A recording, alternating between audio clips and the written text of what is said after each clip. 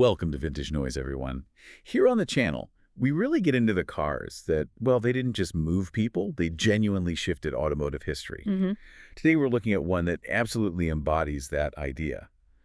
The Mercedes-Benz 300SL, the W198 chassis code, built from 54 to 63. Yeah, and what's so fascinating right off the bat is this wasn't really designed for the road initially. It was pretty much a race car adapted for sale. A direct descendant, right? Directly from the 1952 W194 endurance racer. It was all about performance, shedding weight. Speed was the name of the game. And that's baked right into the name, SL Superlight. Superlight, yeah. German efficiency in naming, I suppose. So let's talk about that race car foundation, the W194. Its engine, the M186, it actually had less power than competitors like, say, Ferrari or Jaguar at the time. How did it still manage to compete, let alone win? Well, that really boils down to the engineering philosophy. You're right. The 3-liter inline-six, it put out maybe 175 horsepower. Not huge numbers even then, Right. but Mercedes compensated. They focused intensely on making it incredibly light and, crucially, very, very aerodynamic. Ah, so low drag was key. Hugely important. The car was super low, slippery through the air. That meant it could maintain higher average speeds over those long endurance races, even with less peak power. Right, which makes perfect sense for something like the Carrera Panamericana in Mexico back in '52. That race really put it on the map, didn't it? Oh, absolutely. It proved the concept. It won the race outright, showing off both its speed and its toughness. And there's that famous story. The buzzard. Yeah! Famously hit a buzzard at speed, smashed the windscreen, co-driver got hit, and they still won. Incredible stuff. Shows you how rugged these things were. Just amazing. Yeah. But then, how does this hardcore German racer, fresh off a win in Mexico, become this, like, icon of American luxury and performance? That feels like a big leap. It does, and the credit for bridging that gap really goes to one man, Max Hoffman. The U.S. importer from Mercedes-Benz. Exactly. Hoffman had this incredible knack for understanding the American market after the war. He saw these affluent buyers, especially on the coasts, maybe California. They were looking for something new, something sophisticated, European sports cars. And he looked at the W194 racing program and saw potential for a road car. So he basically pitched the idea to Mercedes. He did more than pitch it. Right. He put his money where his mouth was. He guaranteed Mercedes an order for 1,000 units of a road-going version. 1,000 cars. That's a serious commitment. That must have convinced them. It was the deciding factor. That guarantee gave Mercedes the confidence to develop the W198, the 300SL road car. And it shows you how important Hoffman and the U.S. market were. Because the debut wasn't in Europe. Nope. Not Frankfurt, not Geneva. The world premiere of the 300SL was in 1954 at the New York International Auto Show. Tailored for the market that demanded it. And what those American buyers got was seriously fast. Oh, unbelievably fast for the time. Depending on which final drive ratio they fitted, you could spec different ones. It could top out at 263 kilometers per hour? Which is what, about 163 miles per hour? Yeah, roughly. That made it, without question, the fastest production car you could buy in the mid-50s. Okay, so to handle that kind of speed, it needed to be strong but also light. Now, everyone knows the 300SL for those amazing Gullwing doors. But you're saying they weren't just for style. They came from the chassis design. They were entirely a result of the chassis. It was a structural necessity, not a styling choice initially. How so? Well, the chief engineer, Uhlenhaut, designed this incredible tubular space frame chassis made from strong but light chrome molybdenum steel tubes. The whole frame only weighed about 82 kilos, so just 181 pounds. Wow, that's light. Incredibly light and very rigid.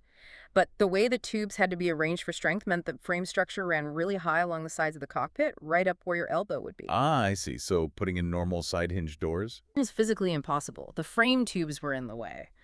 You wouldn't have been able to step over that high sill easily, so they had to adapt the solution from the W194 race car. Which had the upward opening doors. The Gullwings. Exactly. It's one of the best examples ever of an engineering constraint leading directly to an iconic design feature. Form-following function, quite literally. That's brilliant. But beyond the frame and the doors, the engine itself was a major leap forward for a road car, wasn't it? The M198 straight six. Yes, that was arguably even more significant technologically. The 300SL holds the title. the first production car ever sold with mechanical direct fuel injection. Replacing carburetors like the race car used. Right. Bosch developed the system. This fuel injection, it wasn't just more efficient, it seriously boosted the power. It took the engine from the W194's 175 horsepower up to around 240 horsepower for the road car. A huge jump. And fitting that engine under that sleek low hood required some clever thinking too. It did. To keep that low profile for aerodynamics, they couldn't mount the engine upright, so they tilted the whole block over 50 degrees towards the driver's side. 50 degrees. Yeah, quite extreme. And they also use a dry sump lubrication system. Which is typical race car tech. Pretty much. It uses a separate oil tank, which means the engine gets consistent oil pressure even when you're cornering really hard, pulling high G-forces, prevents oil starvation. Okay, so brilliant engineering all around. But I've always heard that even with those amazing gullwing doors, actually getting in and out was still tricky because of that high, wide sill you mentioned. Oh, it definitely was. Not the most graceful entry or exit, even if you were flexible, but Mercedes thought of that too. What was the fix? Another really clever touch. The steering wheel was designed to pivot. You could tilt it 90 degrees, sort of flat against the dashboard. Oh, right, to give you more room to swing your legs in. Exactly. You'd flip the wheel out of the way, maneuver yourself in over the sill, then pull the wheel back into driving position. Quite ingenious. And the interior itself had some, let's say, distinctive standard features. It did. The Coupe originally came standard with these wonderful plaid fabric upholstery options. Usually combinations like gray with green or gray with blue, sometimes cream and red. Very period specific. I bet most buyers went for the optional leather, though. Many did, yes. And eventually, leather became standard on the later Roadster version. But those plaid patterns are a real signature of the original Gullwing. So the Gullwing Coupe had its run, 54 to 57. But then Mercedes shifted gears, didn't they? They did. By mid-1956 or so, sales of the Gullwing were starting to slow down a bit, and Max Hoffman, back in the U.S., was telling them what the market really wanted next. An open-top version. A convertible. Precisely. Especially for markets like California, sunshine, open roads. A roadster just made sense. So Mercedes started developing the W198-ton, the 300SL Roadster. But that must have meant huge changes. You can't just chop the roof off a car with that kind of chassis and those doors. No, it required a major re-engineering effort. They had to significantly redesign that tubular frame. They added bracing and modified the side sections to lower the sills substantially. To allow for normal, conventional doors. Right. And they also managed to rework the rear structure to create actual trunk space, moving the spare tire underneath the trunk floor.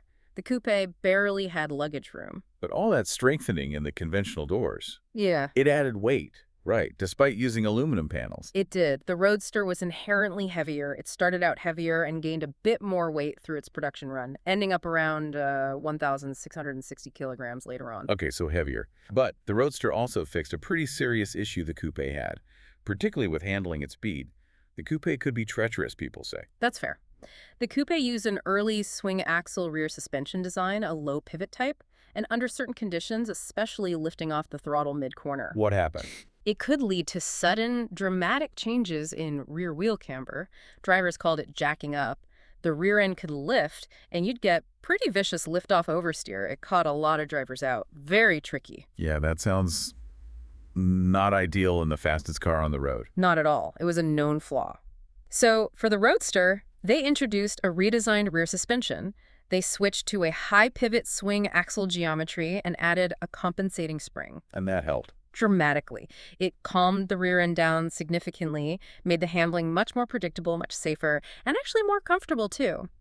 So the Roadster, while maybe losing the iconic doors, was arguably the better car to drive fast. Interesting trade-off. So looking at the numbers, they built 1,400 of the Gullwing Coupes. That's right. And then 1,858 of the Roadsters, running until 1963. So just over 3,200 cars in total. Rare, but not unobtainable. Unless you're talking about one specific version. Ah, you mean the alloy Gullwing. Yes, the ultra-rare bird.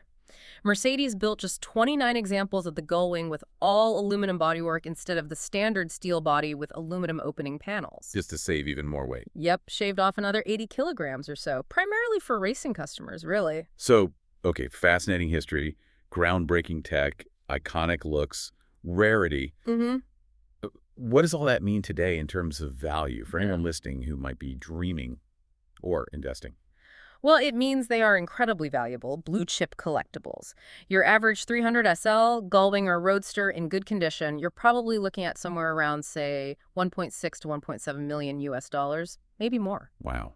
And the alloy Gullwing? Oh, that's a whole different league. Finding one is hard enough. When they do trade hands publicly, the prices are astronomical. There's a recorded sale well over $9 million. I think it was around $9.35 million. Goodness. So truly investment-grade automotive art. Absolutely. And the 300SL story didn't just end in '63. It led to the next generation SL, the Pagoda. Right. The 230SL took over the SL mantle in 1963, a different kind of car. But Mercedes clearly never forgot the magic of those Gullwing doors. Because they brought them back. And eventually, yes. The modern spiritual successor, echoing that original W198 Gullwing design, was the SLS AMG, which debuted back in 2009, complete with the upward opening doors. It really is an incredible story. From a stripped-down racer built for endurance, forced into having unique doors by its own structure, pioneering fuel injection for the road. It just became this absolute benchmark. An enduring symbol of that post-war recovery, engineering prowess, and just stunning design. It hit all the right notes. It really did. Which, makes you wonder, it poses an interesting question perhaps for you listening to think about. If that original W109 for a race car hadn't needed that specific high-sided space frame, if it had used a more conventional chassis allowing normal doors, would the resulting 300SL road car, without those iconic, structurally necessary Gullwing doors, still have become the absolute legend it is today? Or was that engineering compromise, that constraint, actually the secret ingredient to its timeless appeal? Was the necessity the real stroke of genius? That's a fantastic question to ponder. Was the limitation the key to its immortality? Great thought. Well, thank you for joining us for this look at the legendary 300SL here on Vintage Noise. My pleasure. We'll catch you on the next one.